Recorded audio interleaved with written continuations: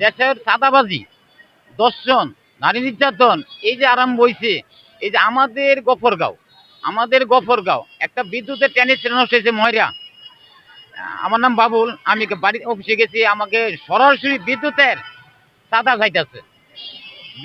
চাঁদা যাইতেছে দুইজন ইঞ্জিনিয়ার বড় ছুটুক, হ্যাঁ স্যার আমি যাই না, হ্যাঁ আমি যাই না স্যার।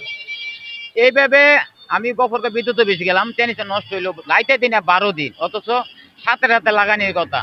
ঘুষের জন্য আওয়ামী লীগের কথা শুনবো না, বাধ্যা দিছে।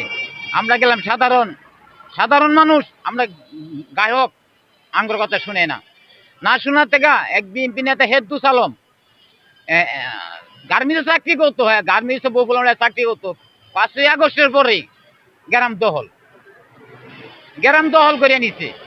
টেনে নষ্ট হয়েছে, আমরাই আনবাম, আমি টেনে নিচে মাহবুব সাহ, পিটি মাহবুব সাহ একটা বালা মানুষ, আমার এলাকা বিদ্যুৎ দিয়ে দিছে, অনেকটি গ্রামও বিদ্যুৎ দিছে। যে পিটি মাহবুব সাহ, আমি ঢাকা লিস্কা জ্বালায়া এই বিদ্যুৎ গুলান 30টা গ্রামও বিদ্যুৎ দিছি, 30টি অত নিলাম না কেউ কাছ থেকে।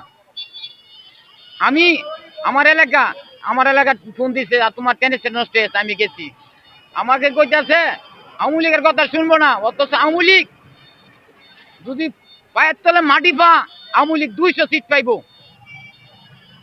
যদি পায়ের তলে মাটি পা। এই অবস্থা গফরগাঁও, নির্যাতন, চাঁদাবাজি, বিদ্যুতের অফিসার অ্যাকশন ইঞ্জিনিয়ার ফারুক, তার বাড়ি কাবাইসা থানা, 4 মাসে বুধ 50 লাখ টাকা কামাইয়া করছে। ফারুক, কাবাইসা থানা তার বাড়ি, গেহারে 10 কই বেটা তুই চিনোস আমি কে, অথচ ইঞ্জিনিয়ার চাকরি করে বিদ্যুতের।